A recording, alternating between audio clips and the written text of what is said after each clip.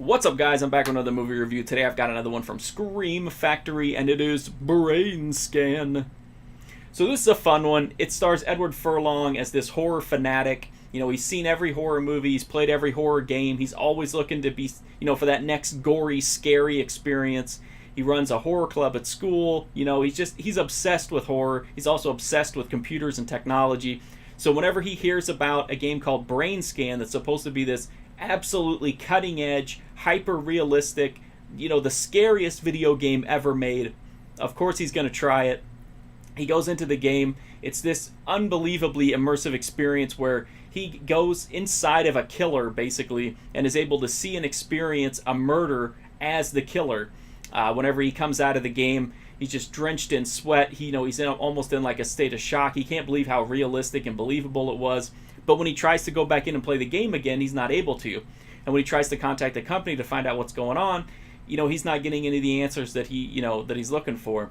So pretty soon after that, he discovers that there was a murder in real life that is very closely, resembling the one that took place in the video game. So he starts to wonder, like, how much of this really happened in the video game, what's happening in real life, how much of it is just paranoia, and then things really go, turn into chaos from there. So Brainscan is a pure slice of 90s horror cheese. You've got Edward Furlong hamming it up. You've got this just ridiculous premise about that's driven by video game and computer tech that is absolutely ludicrous. Like, the setup that this kid has in this movie in the mid-90s is decades beyond what we have now, which is decades after the movie was made.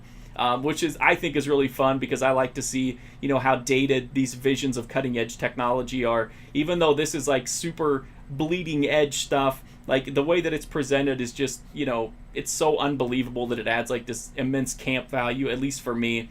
It doesn't have a lot of blood, unfortunately, and it doesn't have a lot of sleaze.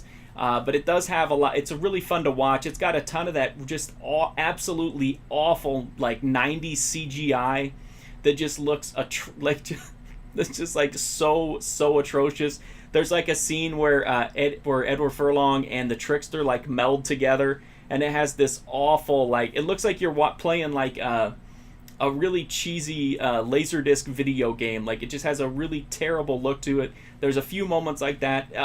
I do think the trickster looks pretty cool, and he's kind of fun. I like the ridiculousness of the tech elements. I like how cheesy the movie is. Frank Langella as the detective is a lot of fun as well. It's a kind of a blend of absurd and then serious, depending on whether the trickster's around or whether they're investigating the real life murder. That tends to be a little bit more serious than the stuff that involves Edward Furlong and the trickster. But overall, I think it's a really fun movie, really cheesy movie, and one of those just 90s movies that's just the right, amount of bad to be just really fun to watch. The Blu-ray is from Scream Factory. It's got a new audio commentary track, a ton of new interviews with all kinds of cast and crew members, deleted scene, what else was on there, behind the scenes footage, trailers, TV spots, still photos. But for me, the main draw here is a transfer. It looks good. It doesn't say that it's a new scan, so I'm assuming that it's not a new scan, but it looks really good. It's definitely better than the old DVD. It's got good clarity, it's got good color, it's got good contrast. Everything is fine on it. It's maybe not like an eye-popping transfer or one that really makes you reassess the visual qualities of the movie, but it's a really good transfer, and I think most fans will be really happy with it. So overall, I think it's a really good disc, and especially considering that it's not marked as a collector's edition, it has a lot more extras than some of the collector's editions do. So I think it's a really solid disc. And again, the movie's really fun. If you have an interest in cheesy horror movies or 90s horror movies or Edward Furlong or terrible CGI, Brainscan is a really fun movie to watch. So that's my review of Brainscan. If you want to read a full review, you can go to my website, markfusion.com, and check that out.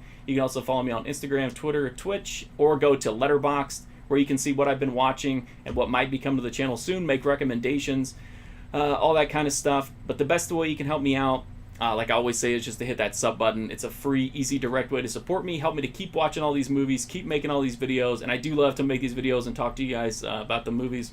And the other way to support me is pretty obvious. Just watch the videos. If you're a horror fan, there are hundreds of horror movie reviews in the playlist, and there are tons of Scream Factory reviews in the playlist. So thank you so much for watching this review of Brainscan. I do greatly appreciate it, and hopefully I'll see you guys soon.